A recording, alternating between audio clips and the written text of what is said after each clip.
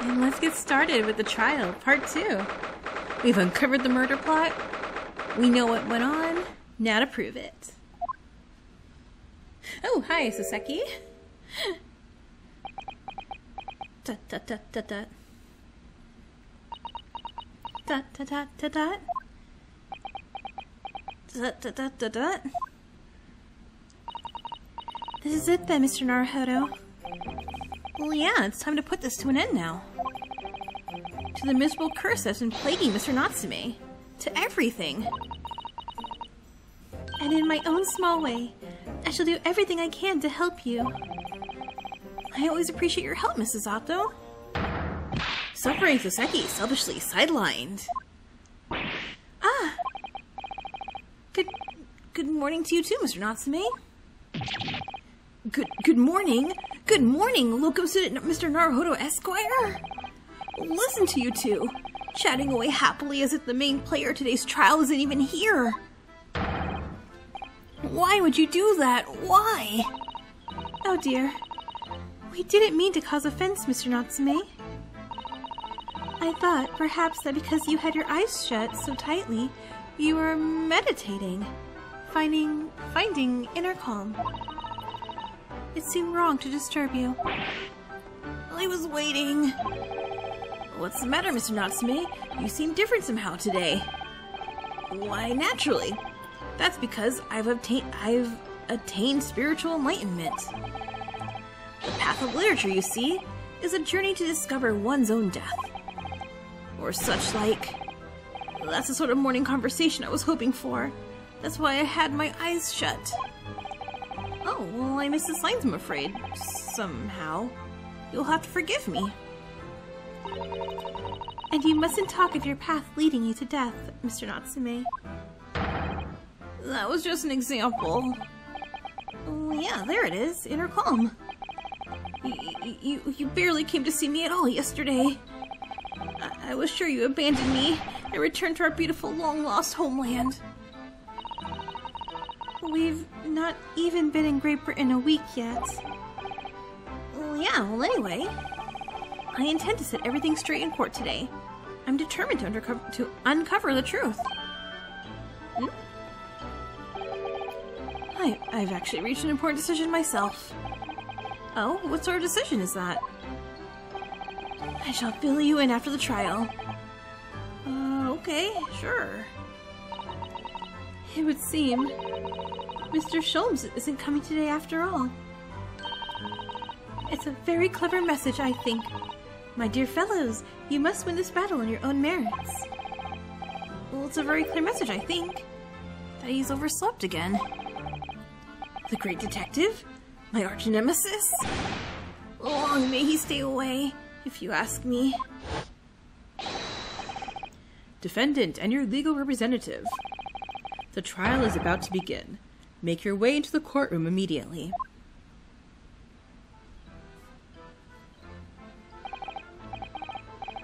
Well, today, once again, we face the Reaper. And when the Reaper stands for the prosecution, the defendant's fate is sealed. But I don't believe in that legend any more than I believe in Soseki-san's curse. The truth is hidden here somewhere, and I won't let it escape me. I have to keep believing in my client, and keep fighting till the very end. That's all.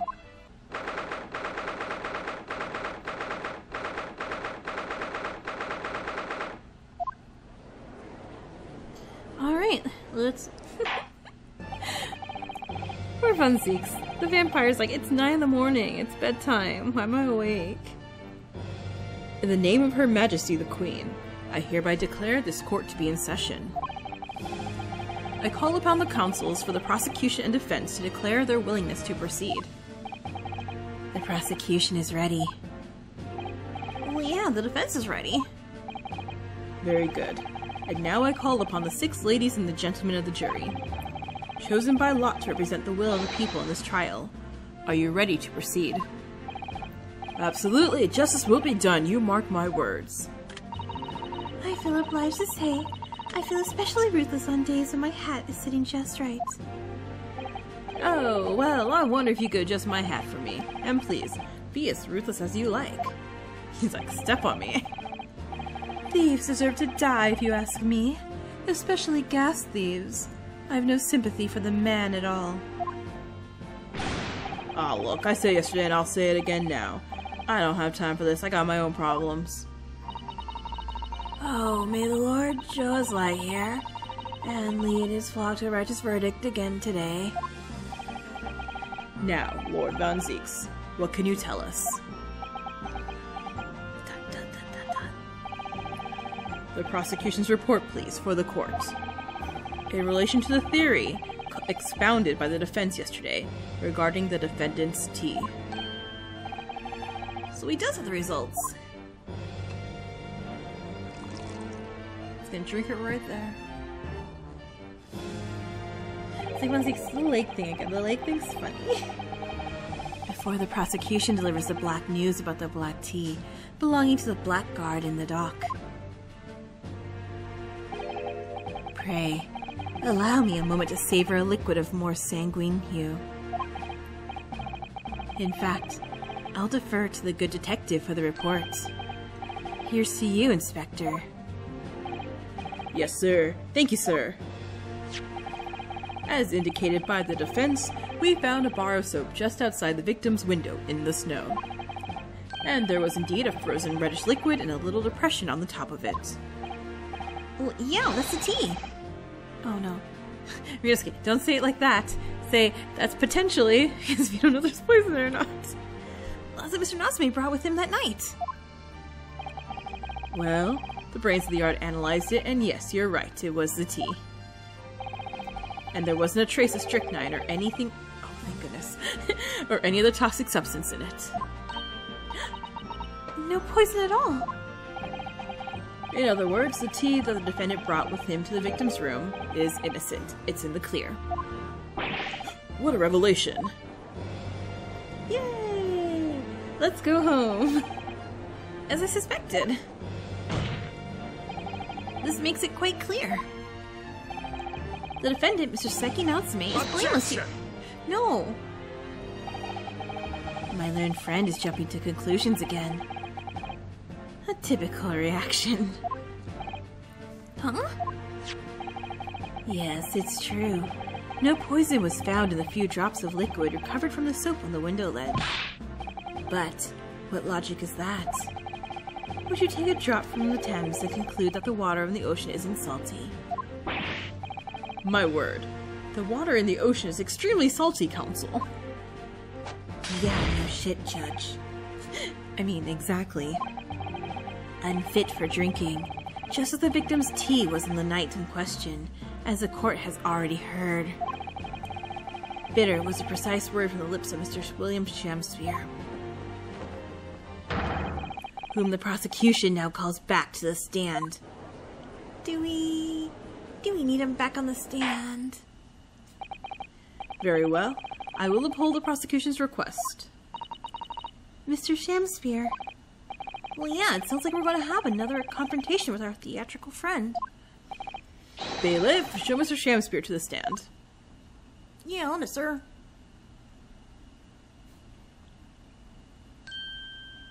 I like his little bling. I don't have the camera on, but I'm doing the same thing every time he does that.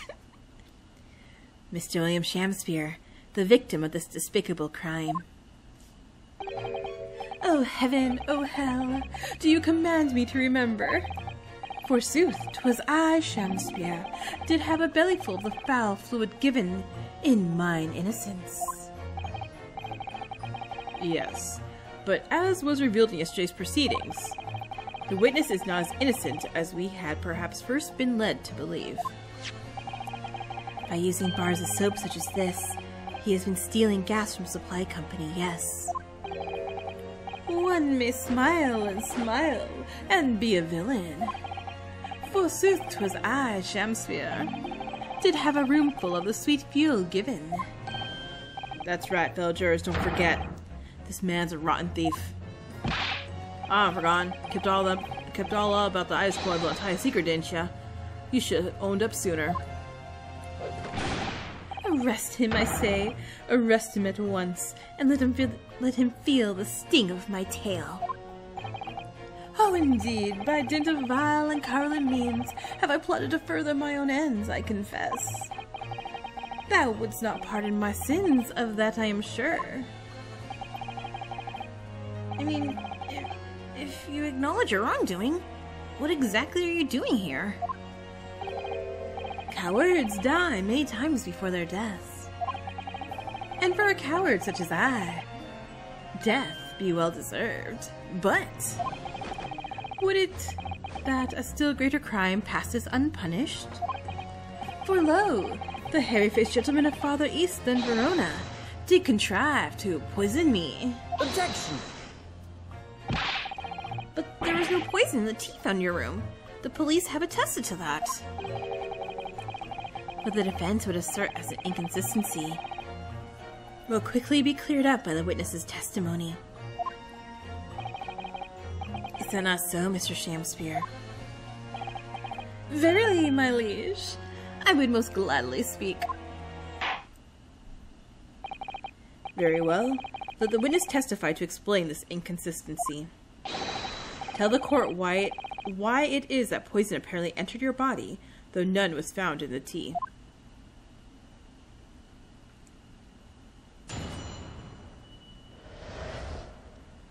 The tea inconsistency. The Japanese man did come to my chamber with tea brewed in a pot. 'Twas in my cup alone that the wicked miscreant secretly poured his wicked poison.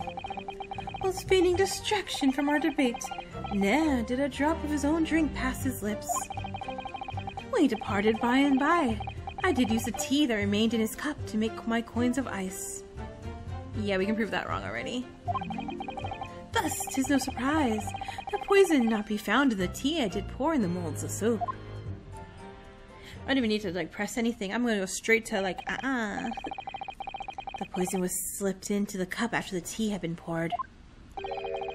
The normal way for poison to be administered, in my experience. Quite. Otherwise, it would be disastrous if the poisoner were to mix up the cups, for instance. But no poison bottle was found at the scene. Because, quite simply, the defendant took the bottle back to his own room. The absence of a vessel containing the poison only becomes problematic when considering blah blah blah. Oh, I knew that. By now, it should be perfectly clear. A bar or two of cheap soap is wholly insufficient to wash the deep stains of guilt from the accused hands. Sirs, madams, 'tis true that I, Shakespeare, be a common thief of gas. But, listen here, ladies and gentlemen.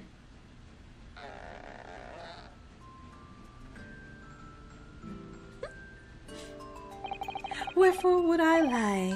Verily, I have no cause. I have naught to lose. Well? Ah, do declare. Thank you for your testimony, witness. Counsel, proceed with the cross-examination. Yeah, my lord. There was no tea in the first place in Mr. Natsume's cup. So this defendant, or this victim, is a dirty liar. Okay, let's just go straight over to it. Nope. Nope. Nope. Use a tea remaining in his cup. And present. There's no tearing inside his cup. Objection! Well, you claim that Mr. Natsume didn't drink a drop of tea on the night in question. And that you used a tea that was left in his cup to make your fake coins. But that's not possible. How? Chop logic.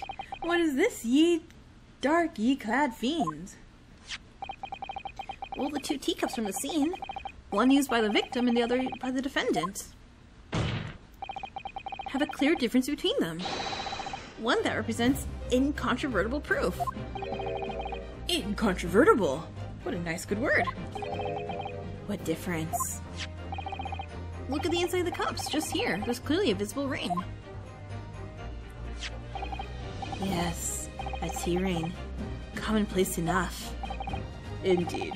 Such stains occur all too readily when one leaves tea in a cup for a while. Well, yet Mr. Natsume's cup has no such ring. Good lord, you're right. It's completely clean. And prithee, sir, what makest thou of it? Well, exactly Mr. Natsume told the court yesterday.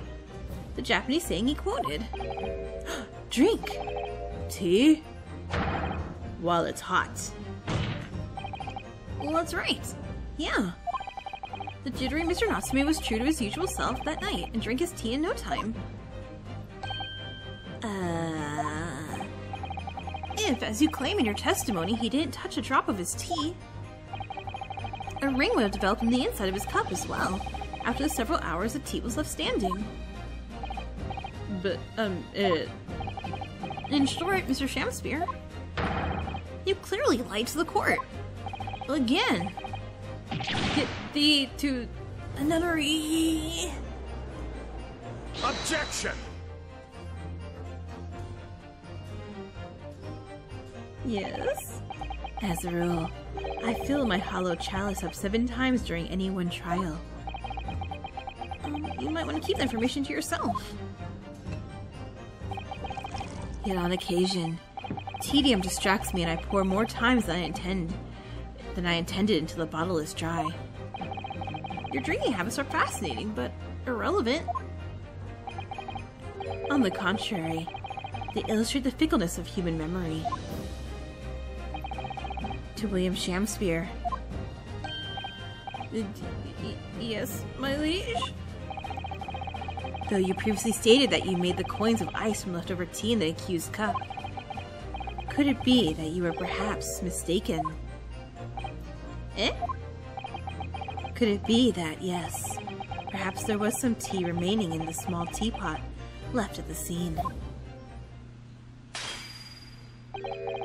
A fact that had vanished from your memory until now. This is literally leading the witness. Can I not yell objection to this?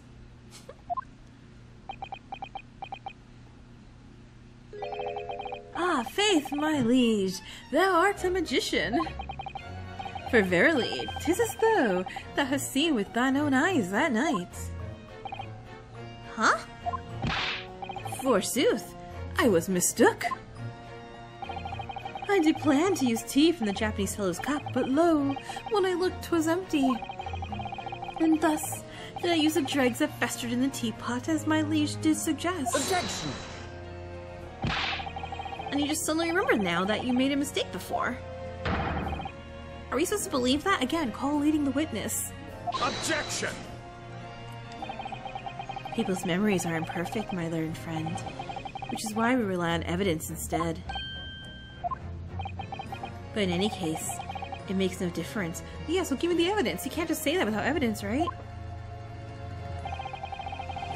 The victim's most recent testimony tells us 2 things of note. Firstly, that the poison was put in the victim's teacup only. And secondly, that the spoiled cup was not the source of the insipid ice coins that bewitched this court. The prosecution makes a fine summary of the facts. Furthermore, that testimony remains valid and in full support of the established facts. In other words, the consistency claimed by the defense simply does not exist. No? No, you're wrong. No, that's wrong. I need a Makoto yell here. Huh? What does this mean then? I do declare it means there's no issue with the gas thief's testimony. Apart from the bit about thieving gas, obviously. My lords, ladies and gentlemen of the jury, I do solemnly swear, after I did dine at Grubb's Scrubbery Alehouse that night, naught did pass my lips but the black tea given me by the Japanese, whose back be stooped as low as death. And on what did you dine, sir? Why, I did partake of my favorites, a broth as would be called soup, and a leaf as would be called salad.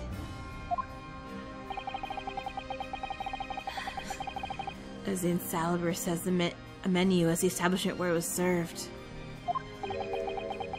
Ah, but you gods will forgive us. Some faults to make us men.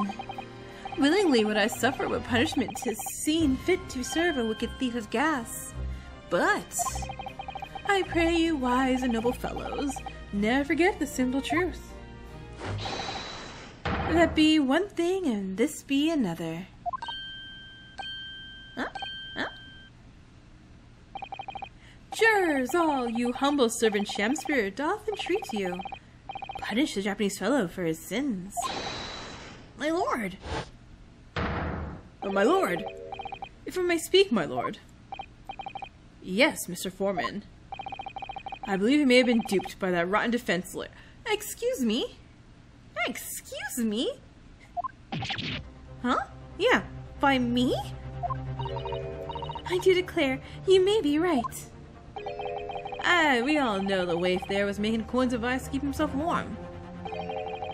Because Lorelei says if he's stealing gas, he deserves a dose of poison, eh? He's been leading us up the garden path, that's what he's been doing. I'm pretty sure I didn't say any of that.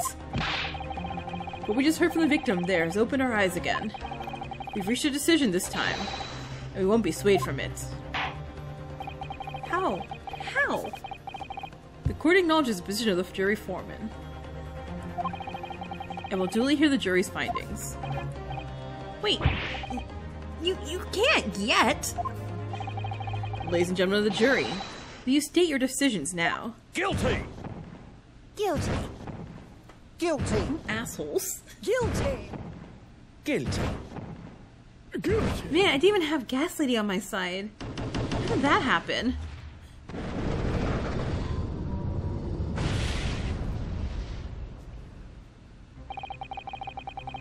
I hereby declare the jury to be in one accord. Oh, happy day. Yeah, Zieks, can you murder him now? How is this happening? My lord, the defense asserts its right to carry out a summation examination. Very well. The court upholds the defense's right. Typical. My learned friend is unable to accept the obvious truth. This trial will therefore enter its second summation examination immediately. Jurors, the court calls upon each of you to state the grounds upon which you find the defendant guilty of the crime of which he is charged. I'm a man of logic, me, and having considered all the evidence, the defendant must logically be guilty. I do agree that gas is far too expensive. I can quite understand why the man would want to avoid paying. The stuff explodes and it can poison you. It's absolutely lethal gases. Cool, this is it. He got poisoned by the gas. Gas doesn't come for free. It costs a fortune to deliver it around the city and maintain the pipes. Truth be told, the teammate my watch throws up for me is a little sketchy at times. If nothing else passes the victim's lips that night, there's no explanation, is there? Okay, cool. It's number 3 and number 6. Got it.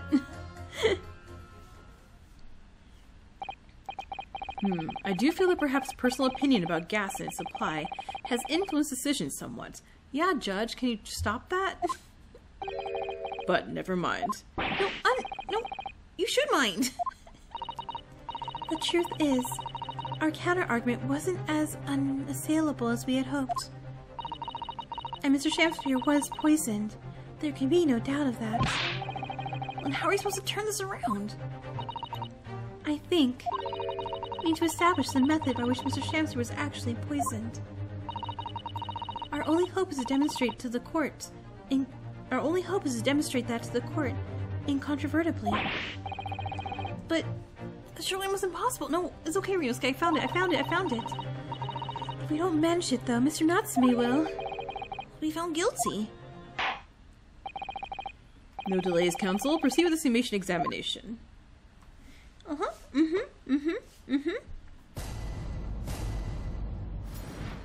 This dumb little face in the back.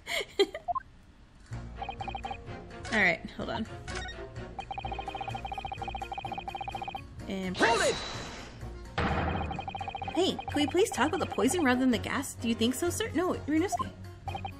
Well, if you like. I mean, to be honest, I'd take poison over gas every time. You take poison? What I mean is, poison can only poison you. It doesn't explode, does it? Goodness me. What are you talking about? Set him straight, please, lawyer man. Well, it certainly is true that poison isn't prone to exploding. But I think you'll find poison also can't light or heat up a room. Ah! You are right. I hadn't considered that at all. Young lawyer man. Yeah? You have a good head on your shoulders. We could use someone like you at our company's legal representative. This is what I was saying. She should hire me. I don't have ulterior motives for getting hired by her. Well, I was expecting to pick up more business in the middle of a trial, but that's for sure. Anyway, the point is, I haven't had the best experience with gas companies in the past. Okay, so that maybe wasn't it?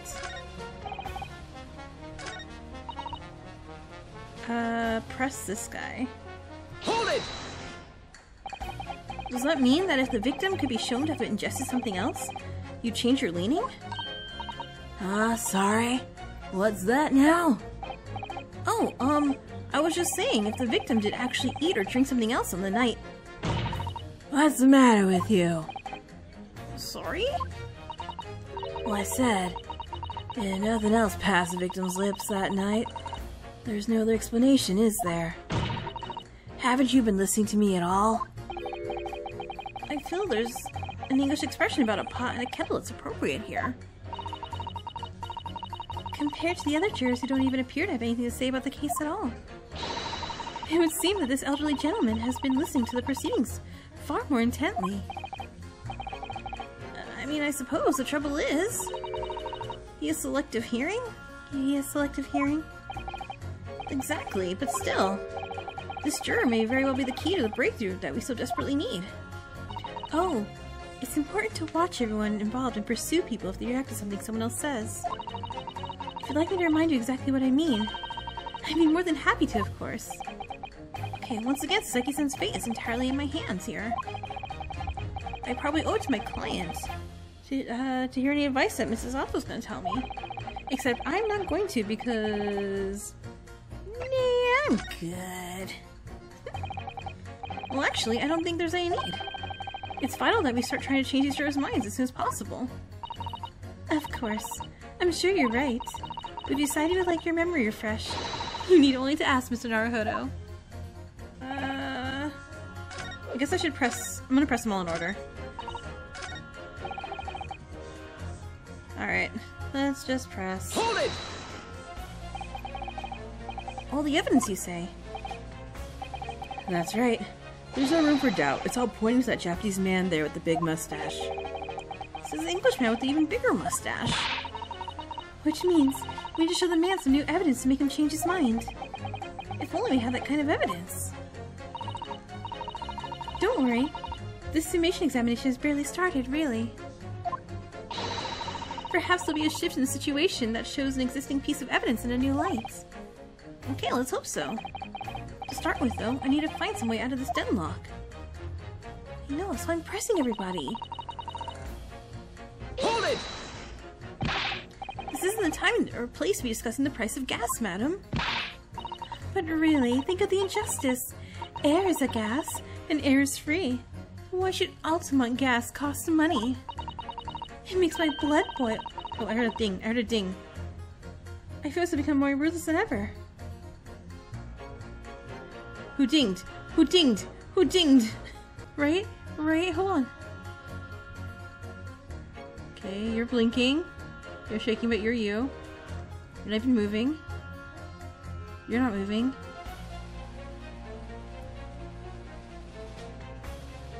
Okay, no one's moving. Okay, okay. This isn't the time or the place to be ruthless either. If I might interject here. Oh, yeah, madam? It seems like fellow juror takes issue with the price of our company charges for gas. But it's precisely because of thieves like this man that the cost goes up. Oh, what a beastly man. That uncut mustache, those hunched shoulders. Poisoning tea and stealing gas. No, wait, no, ma'am, miss. Utterly unforgivable. I can't keep looking around. I don't know. No. Mr. Natsume isn't the one who's been stealing gas. I'll thank you to not go adding on more crimes. Mr. Natsume has not been poisoning tea either. Well, anyway, I've quite made my mind. It's as made up as the price of gas. Okay, I keep hearing dings. Who's dinging me? Hold it! Can we please refrain from all this talk of gas? There's an all-out attack underway here, in case you hadn't noticed, against my company's gas. I'm not supposed to sit here and take it, am I? I didn't think so. She's really buzzing now. All I've heard about are wonderful fuels, explosions, and poisonings. Okay. What about electricity? What about getting electrocuted? What about that? A little explosion here and there is nothing in comparison.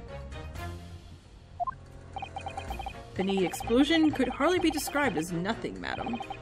Nevertheless, the theft of your gas is deplorable. My point exactly. But the gas thieves aren't even the worst of our enemies. We have far more devious reprobates to contend with on a daily basis, you know. More devious? Who, madam? Other gas companies, of course. Is someone secretly working for another gas company? No, okay. Other gas companies? Not quite what I was expecting. We generate gas and we deliver it to our customers fair and square. Indeed. Nobody is questioning that, madam. Altamont is an exemplary gas company. But there are other unscrupulous gas companies here in London that don't even have any gas at all. Huh? But if they don't have any gas, how do they go about selling it to people? You wouldn't think it possible, would you? But they steal our gas, you see, and sell that. Okay, which one of you works for a company that's stealing gas? Old man. Is it you, old man?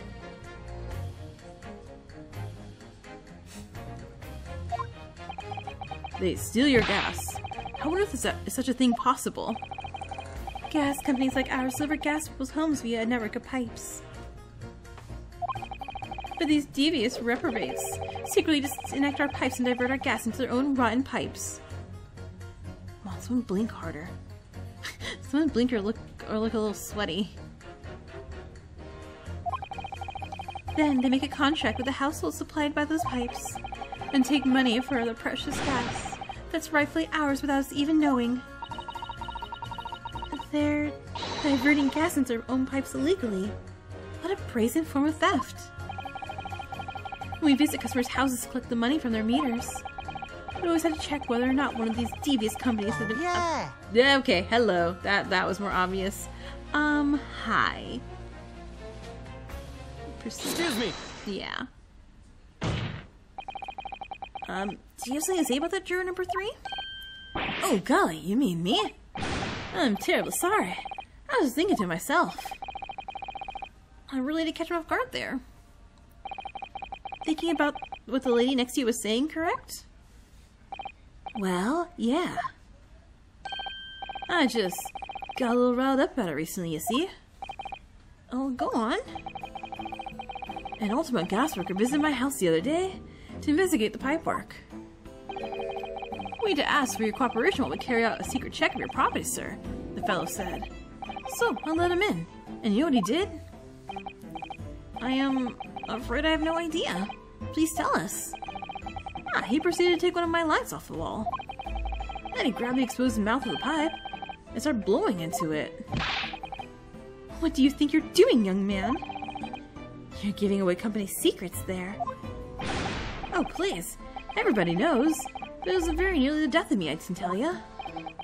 What do you mean? I'll explain, if you don't mind. As I said before, these unscrupulous other gas companies connect their customers to our pipe network. Well, yeah, but how does blowing into the pipes come into it?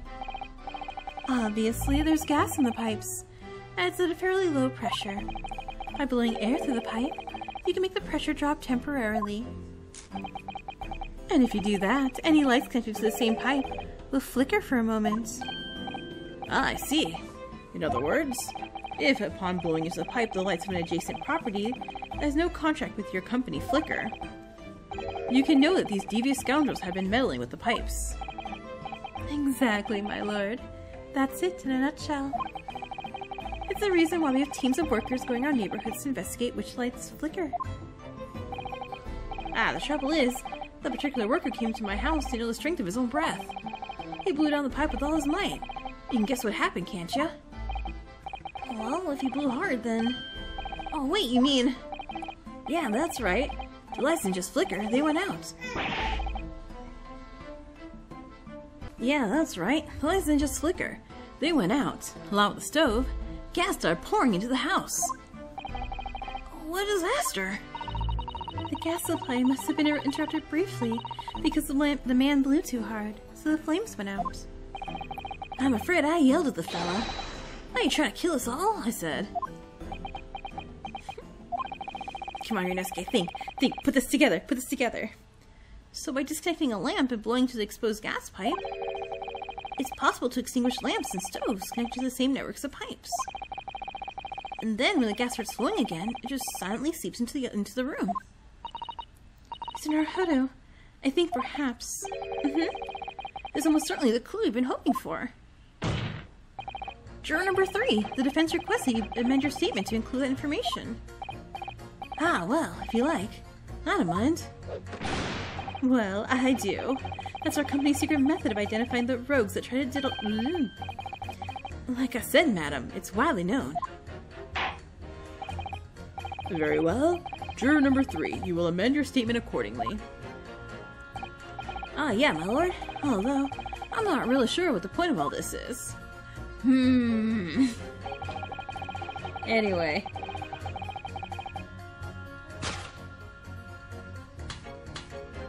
And we're gonna put that into there.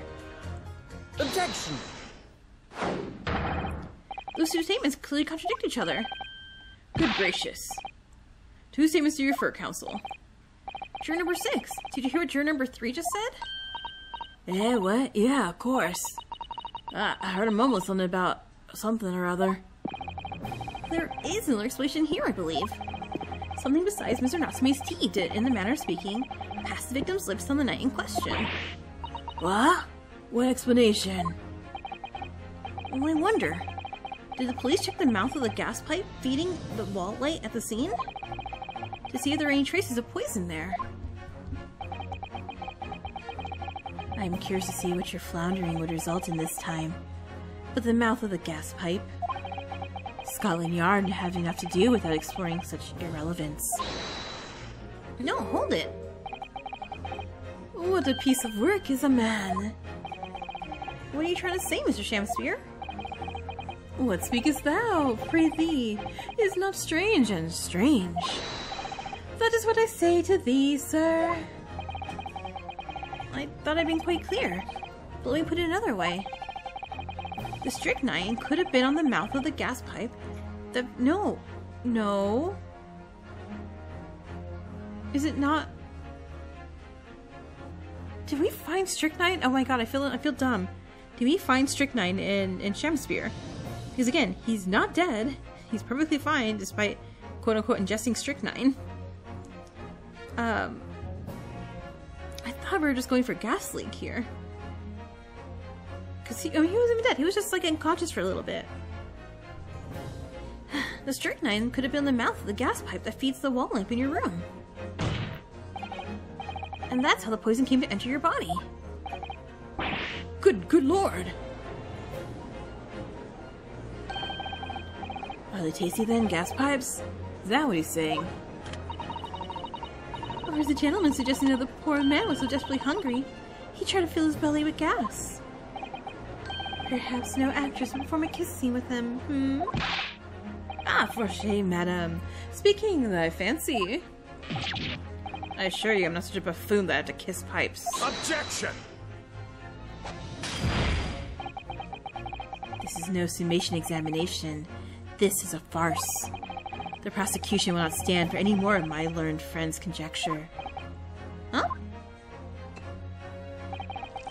To begin with, the lamp in the victim's room is high on the wall. In order to place his lips to the pipe that feeds it, he would have to be a contortionist. These are empty assertions. There's no possible proof that the man did as you say. Objection! There's no proof that there's poison in the tea kettle either. Well, it's true.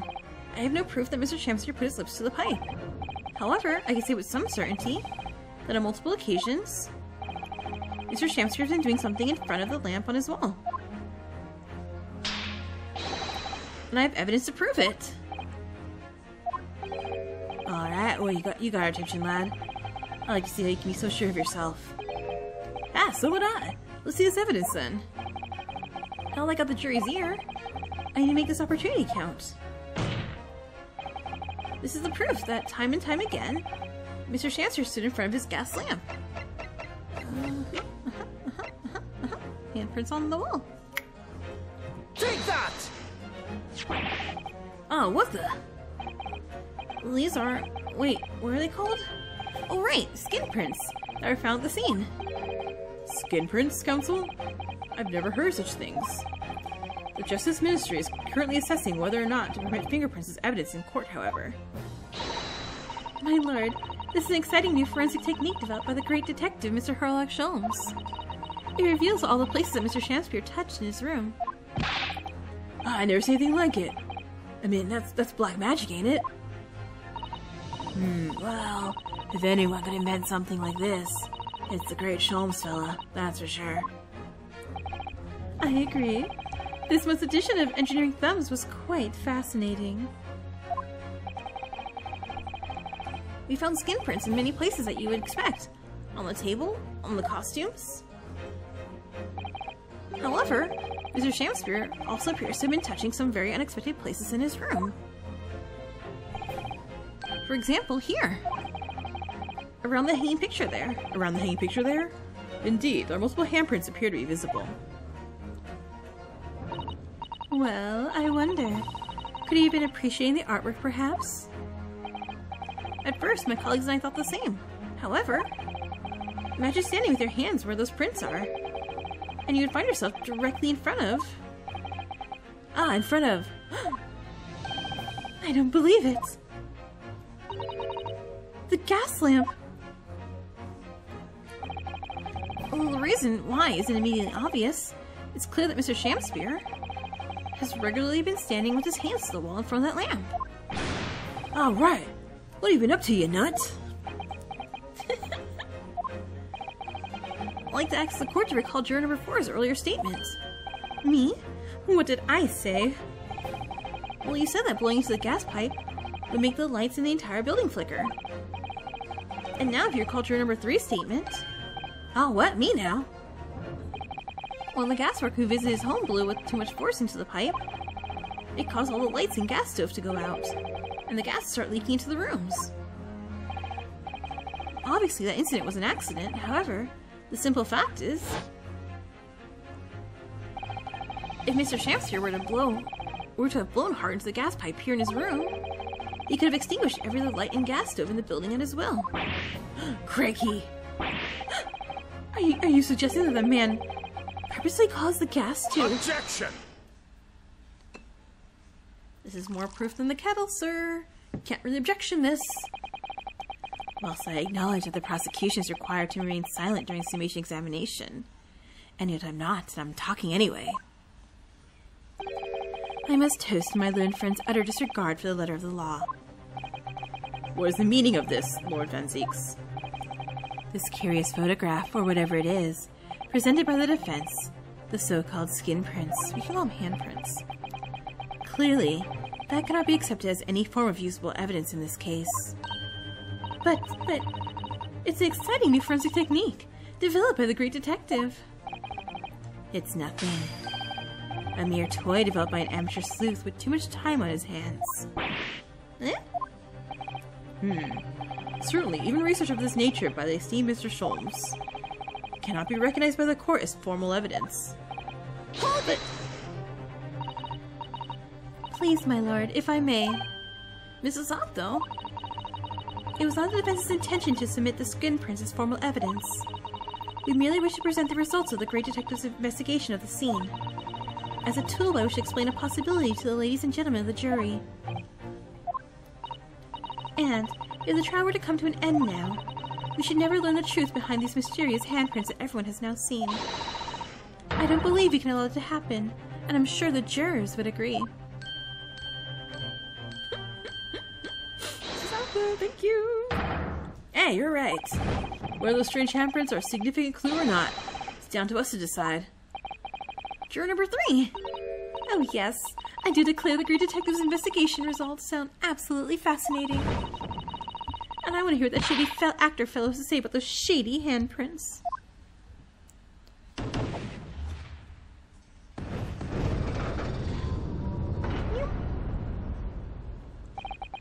What's the matter with you two? That was foolhardy. Well, I did say it, didn't I? I don't like to break a promise. No, wait! You heard his lordship. It ain't fair to... Thank you, old man. Thank you.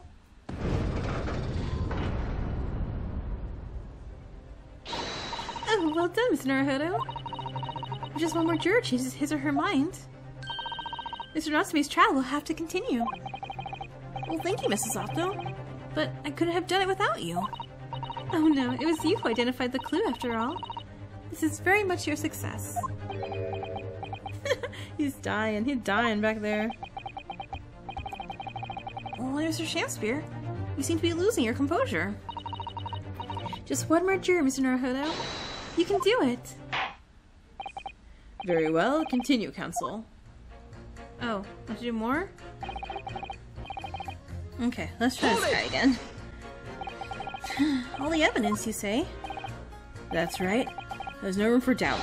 It's all pointed at that Japanese man. Wait, yeah, we already had this, But the defense has demonstrated another possible explanation for the events of the night in question. What do you make of that? What, your so-called skin prints? It's an exciting new forensic investigation technique, developed by the great detective himself. The numerous handprints on the wall are clearly out of the ordinary. And if Mr. Shakespeare had indeed put his mouth to the gas pipe on the night in question, it can't be denied that there's a possibility that's where the poison was. Well, yes, I won't deny it's playing in my mind. But as the prosecution rightly says, we should pay no heed to unacceptable forms of evidence. And besides... Yeah? Even the fellow has been up to some mischief with the gas pipes dozens of times before. Doesn't mean he got up to the same shenanigans on the night in question, does it? Oh. You can't make your case better than that. I'm afraid I can't change my stance. No. No. You do make a very valid point, sir. Huh? Yeah, that's true. Perhaps I was a little hasty. No. Hold on. Ah, look. You got your chance here, haven't you? Time to prove your theory. If you and your Japanese cohorts can, that is. Just leave our nationality out of this, please. Mr. Naruhodo, if we can't substantiate our position, I'm afraid the jurors have changed their minds before we very well change them back. What can I do? Is there any more proof I can give here? Can I show that Mr. Shakespeare really did blow down the gas pipe on the night in question?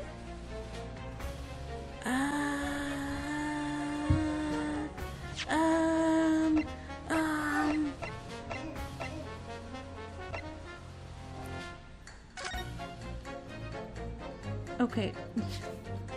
Me, 5 minutes earlier. Do we even have proof he had strychnine? Ingestion of strychnine.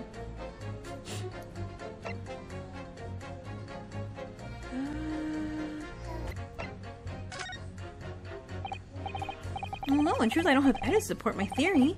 However, there's a witness testimony that substantiates it. Oh, what's that? Testimony? Oh, this is incredible! Whose testimony? Yeah, it's all connected. Everything's linked. A person whose testimony reveals details about the gas in Geradev's residence at night, namely... Oh, Mr. Geradev, right? Because he knows. Take that! Well, Mr. Foreman, does that convince... Wait, oh no, wait. Phew. I don't think he was listening. Rest assured, counsel, Wait, but he knows. Thought I got away with it. When you spoke about gas on the night in the question, yes. Oh, the B-man. Other B-man. Okay, let's try this again. Okay, Meterman. Meterman, please help me out, sir. Wait. If it's not Meterman. Wait, who is it? Just again? Okay. Third time's the charm. So it's not Mr. Gyaradev. It's not the Meterman. My options are Shamspear and Saseki. If it's I'm gonna choose Saseki, but if it's Shamspear, I'm like, wait, what are we doing?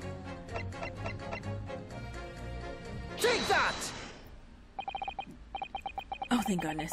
Well, obviously, we're talking about the defendant, Mr. Saseki Natsumi himself. The defendant? At the very beginning of the proceedings here in court yesterday, Mr. Natsume said the following. My lodgings, there's been a whole series of strange happenings in my lodgings. Even that fateful night it happened. When I returned from Mr. Shamspear's room, I lit my gas stove and climbed to bed, but before... Oh, so he wasn't being poor, it was... Oh, I got it. The stove went out, and somebody tried to kill me. On the night in question, the gas in the defendant's room went out. So I asked the court, was that a mere coincidence or not? Good golly! So that Shamster fell a blue air into the gas pipe to make the man's stove go out on purpose.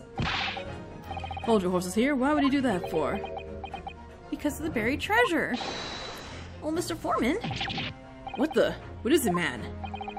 We cannot allow judgment to be passed while this doubt remains.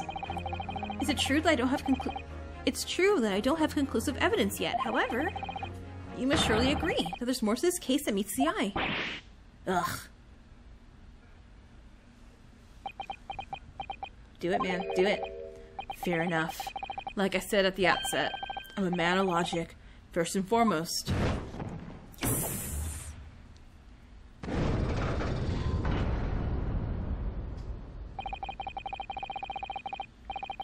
That's 4 jurors leaning towards not guilty, my lord. We've overturned the decision. Therefore, the defense calls for the trial to continue.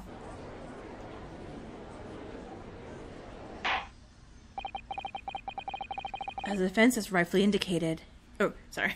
Sorry, Judge, you're not on Zieks. As the defense has rightfully indicated, the summation examination has concluded with a majority of vote of jurors altering their decisions. 2 jury members now called guilty, 4 now called not guilty.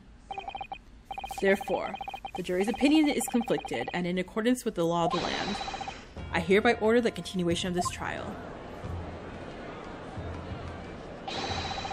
Mr. William Shamspear.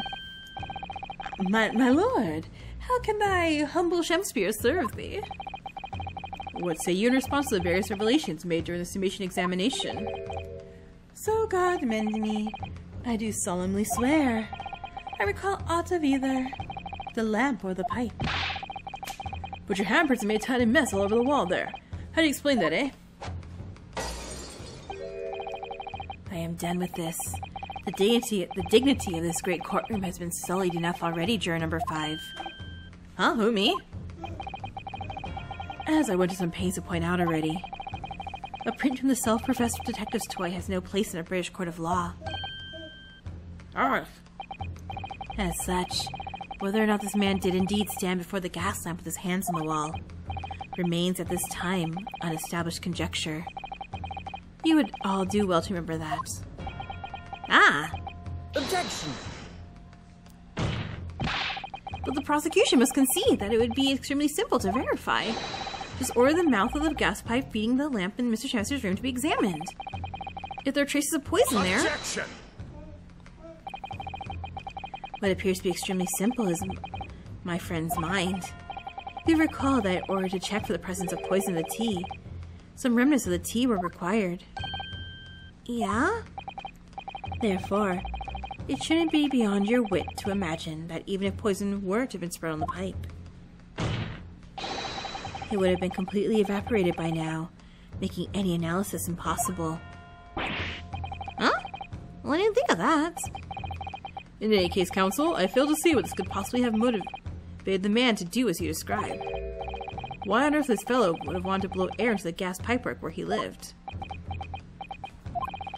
Well, there's only one possibility I can think of. And that is to use the leaking gas to commit murder. I'm loving that the victim's the murderer. Would-be murderer. Order! Counsel! Precisely whose life do you propose this man was plotting to end? Well, Saseki, duh. The answer couldn't be simpler. Now that we've unraveled the mystery this far, Mr. Shamster wants to end the life of...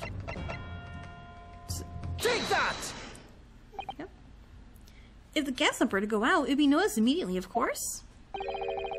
But a gas stove, on the other hand, could be silently extinguished by the killer without anyone noticing. I live around these parts myself, so I know what that's like. I can tell you, trying to sleep without the stove lit is pretty much blah blah blah. You'd freeze to death in no time. Well, Mr. Garrett, the landlord, has a large fireplace in his part of the residence on the top floor. In other words, if it wasn't the landlord, but a fellow lodger whose life Mr. Shamster was trying to end... Outrageous! Well, I'm talking, of course, about the defendant. Mr. Natsume isn't the villain in this case. He's the victim this man was trying to murder. Good gracious! Objection! The accused is actually the aggrieved. Interesting. However, the fundamental facts of the case remain unchanged.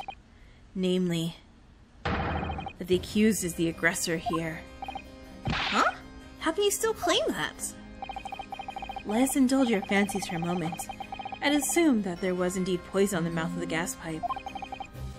The only logical conclusion is that the person responsible was aware of this man's trickery with the gas supply and his intent to kill. Yes, that would seem logical. If the assailant were unaware, how would he or she have known to lace the end of the gas pipe with poison? So now we must ask, how could anyone have known of Mr. Shamster's murderous designs? Oh! You mean to suggest? Naturally. The sole possible answer to that question couldn't be more obvious. Only the man whose life was being threatened could have possibly have known. Huh? In other words, the person who put the poison on the gas pipe in what was a clear retaliatory attack can only have been the accused, Mr. Saseki Natsume. Ah! Uh-oh.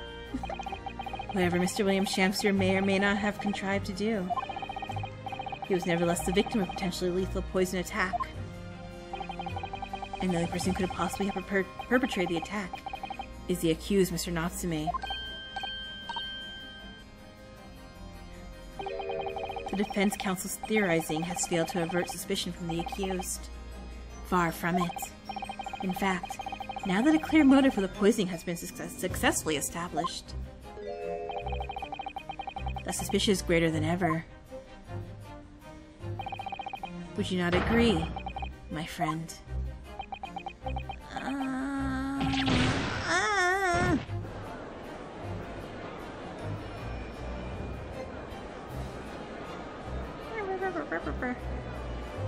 Come on, give me it to be continued. I don't think I can edit all the baby crying in the back. I'm not crying, just looking for attention sounds. How did he manage to turn that around on me so rapidly? Mr. Naruhodo, you must respond. Otherwise, members of the jury may very well change their leanings against us again. And this may be our last chance to gain advantage. What advantage? Well, it would seem that somebody put poison on the gas pipe in Mr. Shamster's room. So we must name that person now and absolve Mr. Natsume of guilt. Oh, you mean name the true culprit?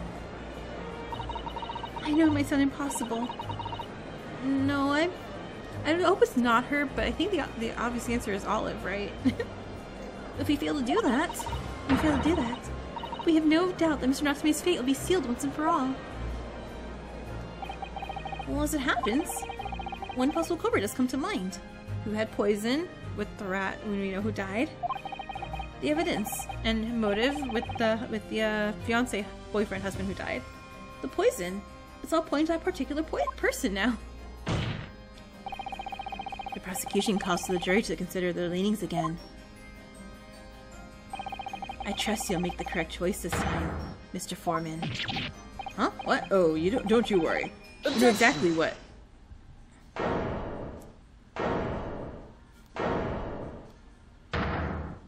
Nuh-uh.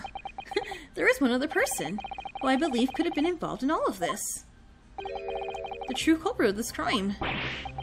The true culprit. A term found only in second-rate novels featuring third-rate great detectives, my friend. But why not? This farce has gone on for so long already. I see no reason to cut it short before its disappointing climax. Well, thank you. Tell us, my friend, what is your latest theory? Who is the so-called true culprit of this crime? Please be her, if not... Take that! Well, the name of the person responsible for the poison that afflicted Mr. Shamspears, I believe. Miss Olive Green. I do feel as though I've heard that name in the recent past, Counsel, but I don't recall where. Miss Olive Green, the woman from 6 days ago. The victim in the recent case of the stabbing on Briar Road. An incident for which Mr. Natsume was arrested, I hasten to add. Oh, of course, yes. Miss Green. She was left comatose for some 3 days, I believe, but I hear she regained consciousness 2 days ago. And I hardly need to remind the court that Mr. Shamspears' poisoning took place 3 days ago. Given that the woman was lying comatose in a hospital bed at the time, she appears to have a rather fine alibi. Well, true. On the night when the incident occurred, Miss Green was in a hospital unconscious. So on the face of it, it would seem that she couldn't possibly be responsible, but still. My colleagues and I visited Miss Green in the hospital yesterday. I found her in possession of a bottle of poison. Good gracious, she had poison? And there's another fact that links Miss Green to this case as well. The defense requests that she be brought to the witness stand in order to explain the details to this court. Tell me, Mr. Shamspeare. My lord, pray what be thy bidding? Are you acquainted with Miss Green? Nah, never heard of her. Judging by the look on Mr. Shamspeare's face, I think perhaps he generally doesn't know her. At least, not by name. As the voice of Her Majesty's prosecution here, I adhere to my word. You will see my learned friend's farce through to its conclusion. I appreciate that. The prosecution requests a short recess, my lord, in order to subpoena the witness and bring her here. Yes, Miss Olive Green. Indeed, my lord. 1 hour should be sufficient. Very well. I grant the request. Well, excellent, I hope. The defense has made a most extraordinary accusation, I must say. But at the present time, I feel the prosecution's argument remains largely uncontested. Accordingly, I'm afraid the defendant and his culpability remain the sole subject of this court's attention. Thank you, counsels. We reconvene in 1 hour. Court is adjourned. Oh my god, please say to be continued. I'm doing this with a baby in my lap, and she's trying to grab every single cord, which you can guess is a lot. Oh, thank god, to be continued. Alright, I'll see you all next time. Bye!